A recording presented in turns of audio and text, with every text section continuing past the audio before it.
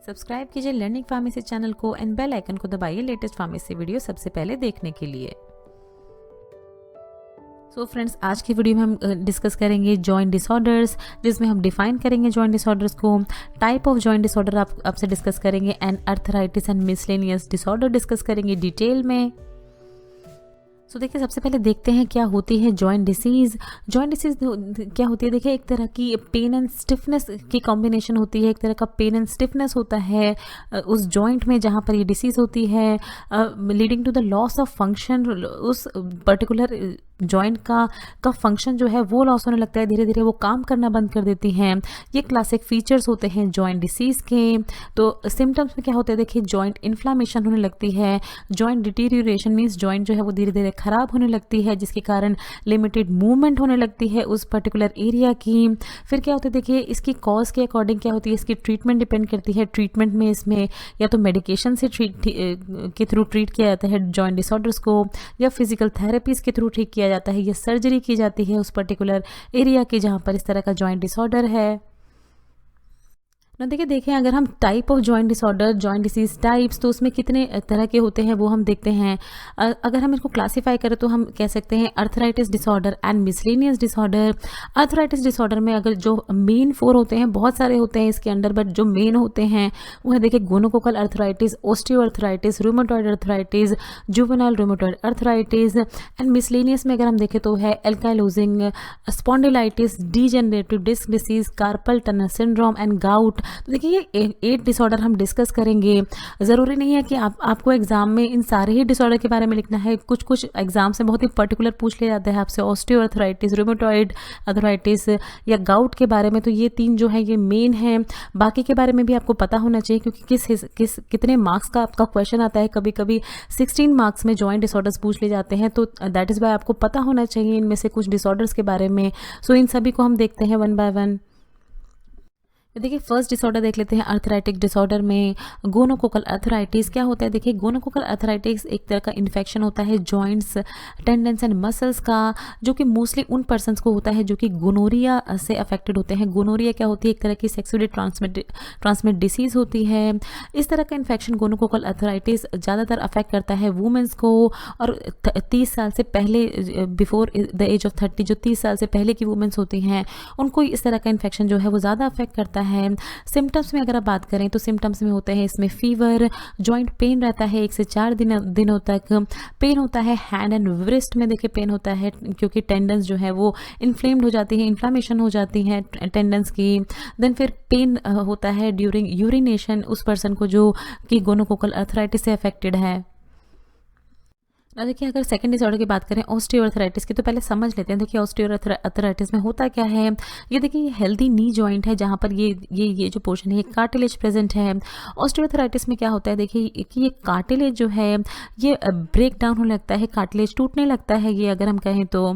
फिर यहाँ से देखिए, ये बोन जो है ये एक्सपोज होने लगती है यहाँ से, बिकॉज कार्टिलेज जो है वो ब्रेक हो रहा है। यहाँ जो हमारा मिनिस्कस प्रेजेंट होता है, हेल्दी मिनिस्कस, इसमें आप देखेंगे कि मिनिस्कस जो है वो इरोड होने लगता है, इरोजन होने लगता है उसका, और बोन जो है वो बाहर की तरफ निकलने लगती है। सो देखिए, इस तरह के कंडीशन में पेशेंट को बहुत ही ज़्यादा पेन फील होता है। तो ये क्या है? देखिए, डीजेनरेटिव डिसीज़ है। डीजेनरेटिव डिसीज़ ऐसी डिसीज़ होती हैं जो कि समय के साथ साथ और भी वर्स होने लगती है पर्सन की कंडीशन, अगर उसका सही से इलाज ना किया जाए। पेन और स्टिफनेस और ज़्यादा बढ़ने लगता है। इस तरह के डिसीज़ में देखिए बहुत ज़्यादा डिस्कम्फर्ट होता है पर्सन को, और ये दोनों मेल्स एंड फीमेल्स दोनों को ही अफेक्ट करती है, और एज के साथ साथ इसकी कंडीशन जो है वो वर्स होने लगती है। सिम्टम्स की अगर आप बात करें तो पेन होता है, जॉइंट पेन होता है हैंड्स में, नेक में, लोअर बैक, नीज एंड हिप्स में। देखिए, थर्ड डिसऑर्डर, ये भी बहुत इंपॉर्टेंट डिसऑर्डर है, रूमेटॉइड अर्थराइटिस। क्या होता है? देखिए, रूमेटॉइड अर्थराइटिस एक तरह का क्रॉनिक इन्फ्लामेटरी डिसीज़ है। क्रॉनिक मतलब ये बहुत ही लंबे समय तक चलती है। पर्सन को अगर वो इससे अफेक्ट हो गया है, एक बार अफेक्ट करती है। देखिए, कनेक्टिव टिश्यू, जॉइंट्स के कनेक्टिव टिश्यू को अफेक्ट करती है इस तरह की डिसीज़। होता क्या है? देखिए, इसमें अगर हम इस फिगर से देखें तो हेल्दी जॉइंट है ये आपका, देखिए कार्टिलेज होती है यहाँ, ये मिनिस्कस होता है। रूमेटॉइड अर्थराइटिस में क्या होता है? देखिए, ये जो सबसे पहले तो क्या होता है कि बोन इरोजन होना शुरू हो जाता है। ये जो बोन है ये धीरे धीरे इरोड होने लगती है, डिस्ट्रक्शन होने लगता है इसका। फिर ये जो साइनोवियल मेम्ब्रेन होती है, देखिए साइनोवियल मेम्ब्रेन में इन्फ्लामेशन आने लगती है, वो इन्फ्लेम्ड होने लगती है, स्वेलिंग आने लगती है उसमें। कार्टिलेज जो है, देखिए यहाँ जो हेल्दी कार्टिलेज प्रेजेंट होता है, इसमें क्या होता है, हेल्दी कार्टिलेज जो है वो वियर होने लगता है, टूटने लगता है। जो जॉइंट स्पेस ये यहाँ पर ये प्रेजेंट होता है इस हमारे दो बोन्स के बीच में, वो जॉइंट स्पेस जो है वो कम होने लगता है, रिड्यूस होने लगता है, जिसके कारण र्यूमेटॉइड अर्थराइटिस जैसी कंडीशन फेस करनी पड़ती है पेशेंट को। इसमें क्या बताया गया है आपको, देखिए कि शुरू में जब इस तरह की कंडीशन होती है तो पर्सन जो है उसको अनवेल लगता है, वो थकान महसूस करता है, वो पेन और स्टिफनेस महसूस करता है अपने जॉइंट्स में। ये ऑनसेट के समय पे होता है। फिर सबसे ये और अगर हम देखें क्या होता है, देखिए इसमें इस तरह का पेन जो है, इसमें यूजुअली पेन जो है वो फिंगर से स्टार्ट होता है और स्प्रेड होके वो व्रिस्ट तक जाता है और फिर वो स्प्रेड होके एल्बोज तक जाता है। सो इस तरह का देखिए इस तरह से पेन जो है ये माइग्रेट करता है बॉडी के अलग अलग पार्ट्स में।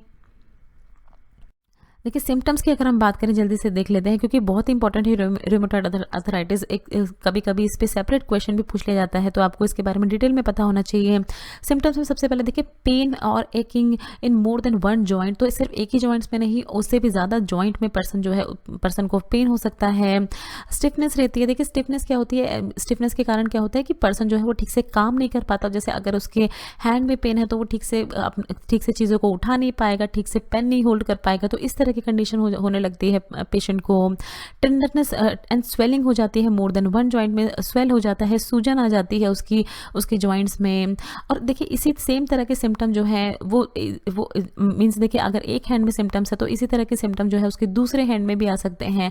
अगर एक लेग में सिम्टम है तो दूसरे लेग में भी आ सकते हैं। तो इस तरह के सिम्टम्स होते हैं, इसमें बॉडी के दोनों ही साइड्स पे आ सकते हैं। वेट लॉस एक्सपीरियंस करता है पेशेंट, फीवर होने लगता है उसको, फटीग एंड टायर्डनेस, थकान महसूस होने लगती है पर्सन को, वीकनेस आने लगती है पर्सन को। ना फिर देखिए फोर्थ टाइप का डिसऑर्डर होता है अर्थराइटिक डिसऑर्डर में जुवेनाइल रूमेटॉइड अर्थराइटिस। इसमें क्या होता है, देखिए जुवेनाइल रूमेटॉइड अर्थराइटिस ये मोस्ट कॉमन टाइप का चाइल्डहुड अर्थराइटिस है, जो कि अंडर द एज ऑफ 16 साल से पहले के जो बच्चे होते हैं उनमें ये ज़्यादातर देखा जाता है। देखिए इसमें बताया गया है आपको कि जो चिल्ड्रंस होते हैं उनको किसी भी तरह का अर्थराइटिस जो है वो अफेक्ट कर सकता है किसी भी स्टेज पे, बट सबसे कॉमन टाइप का जो अर्थराइटिस है वो जुवेनाइल रूमेटॉइड अर्थराइटिस है। इसमें देखिए इस तरह से स्वेलिंग, ये नॉर्मल हैंड आप देख रहे हैं बच्चे का, और इसमें जुवेनाइल अर्थराइटिस में क्या होता है कि इस तरह से स्वेलिंग होने लगती है उसके इन सारे ही जॉइंट्स में। सिम्टम्स की अगर हम बात करें, देखिए इसमें सबसे पहले होता है हाई फीवर। ये हाई फीवर जो है ये क्या होता है कि इवनिंग के समय बहुत ज़्यादा हो जाते हैं बच्चे को और सडनली डिसअपेयर हो जाते हैं मॉर्निंग में, तो इस तरह के फीवर होने लगते हैं। लिम्पिंग क्या होने लगती है, लिम्पिंग होने लगती है उस चिल्ड्रन को व्रिस्ट में, फिंगर्स एंड नीज में। लिम्पिंग मतलब किसी भी बॉडी के किसी भी जैसे इस केस में व्रिस्ट, फिंगर या नीज का ठीक से काम ना करना, इस तरह की कंडीशन आने लगती है चिल्ड्रंस को। रैशेज आने लगते हैं जो कि सडनली आते हैं और जाते रहते हैं, अब सडनली अपेयर और डिसअपेयर होते रहते हैं इस तरह के रैशेज। स्टिफनेस आने लगती है चिल्ड्रंस को नेक, हिप्स एंड अदर जॉइंट्स में। देखिए देखते हैं फिर मिसलेनियस डिसऑर्डर में सबसे पहला एल्कालोजिंग स्पॉन्डिलाइटिस क्या होती है। देखिए ये डिसीज होती है स्पाइन की, जिसमें क्या होता है कि ग्रेजुअल लॉस होने लगती है mobility in the joints between the vertebrates. तो अगर सिंपल लैंग्वेज में देखें तो देखिए ये वर्टिब्रल कॉलम है पूरा, तो ये देखिए ये यहाँ पर जो ये जॉइंट्स प्रेजेंट है जो कि इस वर्टिब्रल कॉलम को कनेक्ट करते हैं आपस में, इनके बीच की मोबिलिटी, इनके बीच में जो मूवमेंट है एक तरह से आप कह सकते हैं वो ग्रेजुअली वो रिड्यूस होने लगती है। मूवमेंट क्यों रिड्यूस होती है, बिकॉज देखिए ये नॉर्मल जॉइंट देखिए इस तरह से होते हैं, ये यहाँ पर ये वर्टिब्रे प्रेजेंट होते हैं, बट इसमें क्या होता है देखिए एल्कालोजिंग स्पॉन्डिलाइटिस में क्या होता है, ये जो जॉइंट्स वर्टिब्रे होते हैं ये आपस में फ्यूज्ड हो जाते हैं। देखिए यहाँ पर ये फ्यूज्ड हो जाते हैं, आपस में जुड़ जाते हैं, जिसके कारण इस तरह की कंडीशन फेस करनी पड़ती है पेशेंट को। यूजुअली ये मेल्स में होता है, 20 से 40 साल की उम्र के बीच वाले जो मेल्स होते हैं उनमें होता है ये। सिम्टम्स में क्या होता है देखिए फ्लेक्सिबिलिटी रिड्यूस हो जाती है, स्पाइन फ्लेक्सिबल नहीं रहती, मूवमेंट ज़्यादा नहीं हो पाती। आप कह सकते हैं सिंपल लैंग्वेज में कि पेशेंट जो है वो बेंट नहीं कर पाता है, झुक नहीं पाता है ठीक से।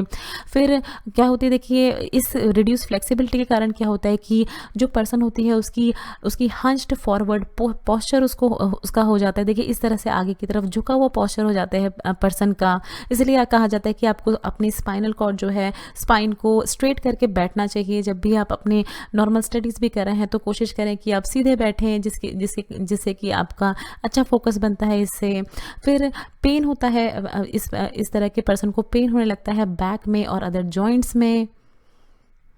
ना देखिए देखते हैं मिसलेनियस में सेकंड डिजेनरेटिव डिस्क डिसीज़ क्या होती है। देखिए ये एज रिलेटेड डिसीज़ होती है, जिसमें क्या होता है कि अगर आप देखिए इस फिगर में देखें तो ये नॉर्मल डिस्क प्रेजेंट होती है वर्टिब्रे के बीच में।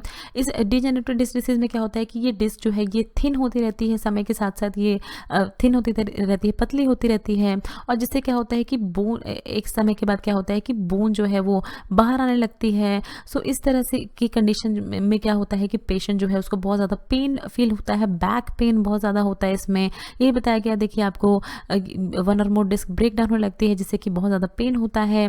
सिम्टम्स में क्या होता है देखिए, वीकनेस होता है पर्सन को, नमनेस होती है, वो वाला एरिया जो है वो काम नहीं करता है ठीक से। पेन होता है वो रेडिएट वो यहाँ से शुरू होता हुआ, कहीं बैक से शुरू होता हुआ वो पूरे के पूरे लेग को अफेक्ट कर देता है। देखिए थर्ड डिसऑर्डर अगर हम देखें तो है कार्पल टनल सिंड्रोम। क्या होता है देखिए कार्पल टनल सिंड्रोम, इसको हम मीडियन नर्व कंप्रेशन भी कहा जाता है, इसको मीडियन नर्व डिसऑर्डर भी कहा जाता है, जिसमें क्या होता है कि पर्सन जो है उसको फेस करनी पड़ती है नमनेस एंड वीकनेस हैंड्स में। क्यों कहा जाता है इसको कार्पल टनल सिंड्रोम, थोड़ा सा वो देख लेते हैं, क्योंकि बहुत सारे एग्जाम्स में आपसे पूछा जाता है ये भी। तो देखिए ये हैंड है, हमारा हैंड है, ये यहाँ पर ये देखिए यहाँ पर होती है ये मीडियन नर्व, जो कि आर्म से रन करते हुए आपके व्रिस्ट के थ्रू होके आपके हैंड की या देखिए इस वाले रीजन तक आती है।